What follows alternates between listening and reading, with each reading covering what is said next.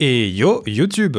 Aujourd'hui parlons de 3 tapis de souris en verre que j'ai depuis pas mal de temps maintenant, que ce soit donc le Lotus Black, le Empress ou le Glaze. Je les avais déjà décrits brièvement dans des vidéos de mes tests en cours, et désolé d'avoir traîné, mais en vrai j'aime pas jouer sur du verre que par épisode. En fait j'ai très souvent l'impression de sous-performer à ma première session de jeu quand je fais la transition de tapis souple à du verre, et c'est pourquoi j'essaye de me focus uniquement sur ça pendant une même période. Je trouvais ça aussi plus pertinent de pouvoir vous comparer ces 3 tapis entre eux pour que vous sachiez leurs différences selon ce que vous recherchez, alors que ce serait plus compliqué si je faisais une vidéo standalone à chaque fois. On va bien sûr faire du cas par cas, mais sachez que ces 3 tapis font partie des bonnes offres, car ils coûtent en fait tous les 3 à 90 €. C'est un prix très correct pour du verre, surtout au vu de leurs petites particularités, et je vous mettrai les liens sur où les trouver en description comme d'habitude. Pour le Lotus Black, c'est Maxisport qui me l'a envoyé, et j'ai genre une semaine de temps de jeu dessus. C'est le plus petit de cette vidéo car il fait 48 sur 40 cm. Par contre c'est assez génial car il y a un set de patins de fourni avec le tapis. Ce que j'ai trouvé donc vraiment génial, car c'est important d'avoir des bons patins pour ce genre de surface. Ce sont des Tiger Ice V2 rose en dot, que j'ai trouvé très bons même sur du tissu. Et ils sont en plus normalement renforcés pour être plus durables que des ice normaux. Pour ce Lotus, j'ai donc décidé de lui attribuer la Dame de cœur, car bien qu'il n'ait pas les meilleures features, c'est avec lui que je me suis trouvé le plus performant. Sa surface est en fait différente d'une grande majorité de tapis en verre qui se ressemblent vraiment beaucoup.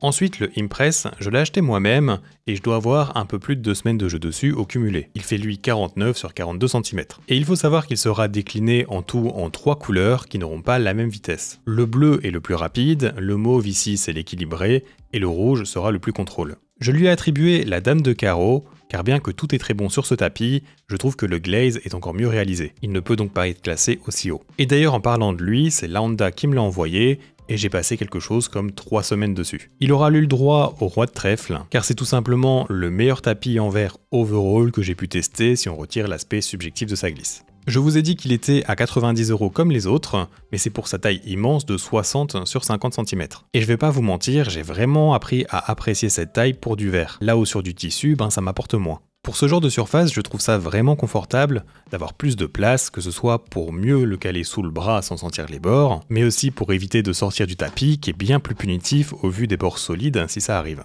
On va maintenant entrer plus en détail sur chaque tapis en allant dans l'ordre du plus rapide au plus contrôle.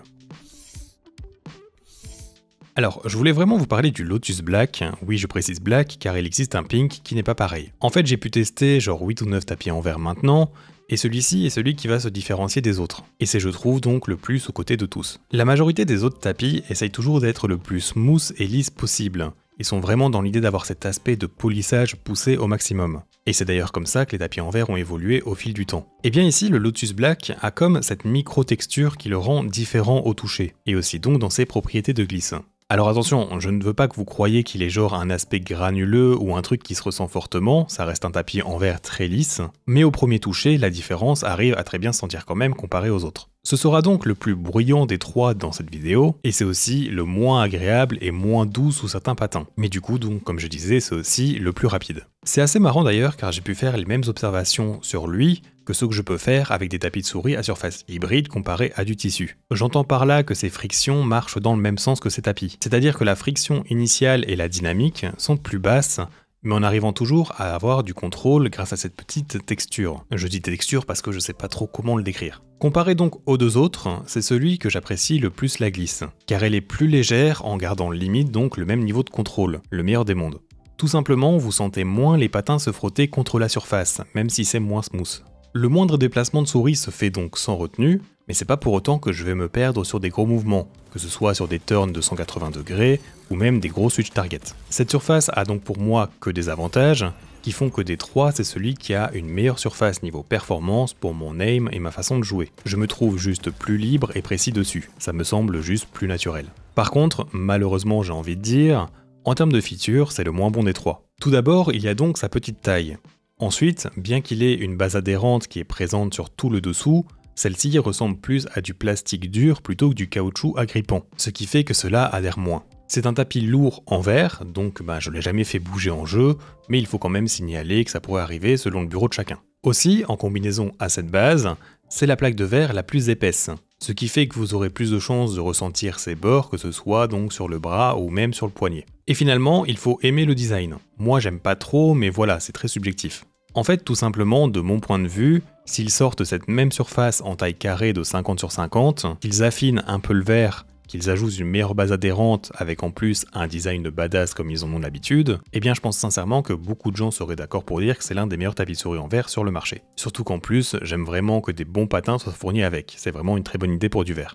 Et pour conclure, niveau emballage, on est sur une box en carton solide, avec de la grosse mousse tout autour qui va protéger efficacement le tapis.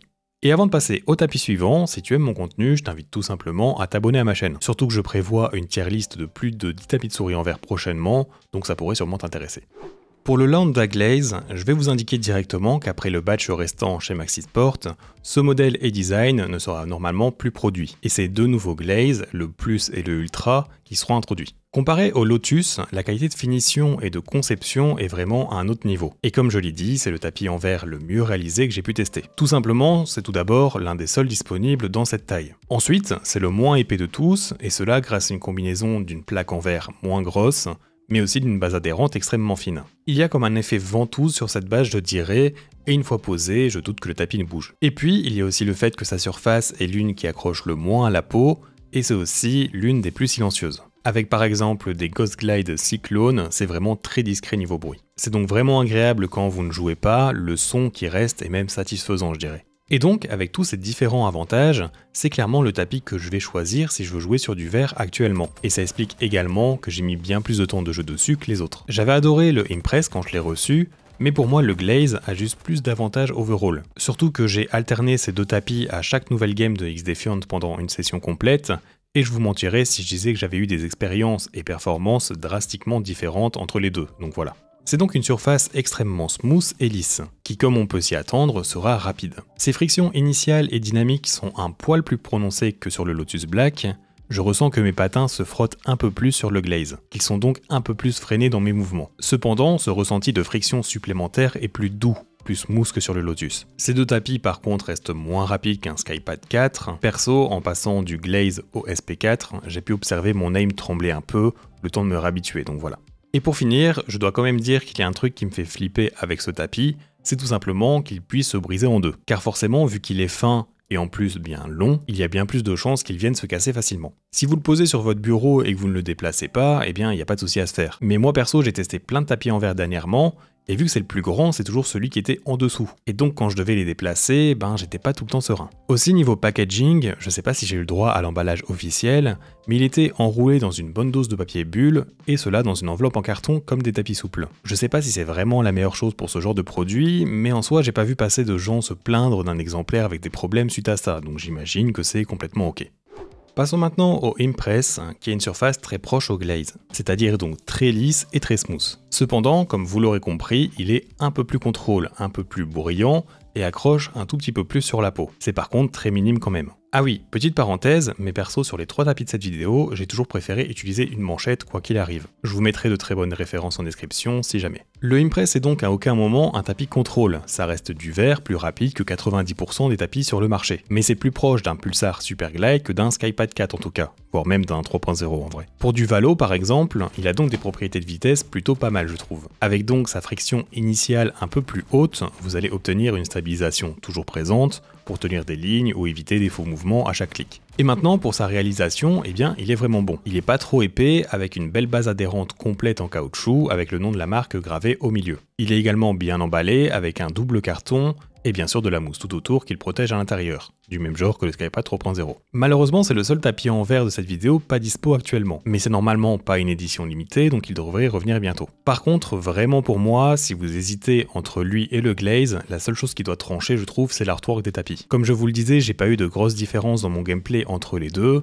et donc les features un peu meilleures sur le Glaze m'ont fait préférer lui du coup.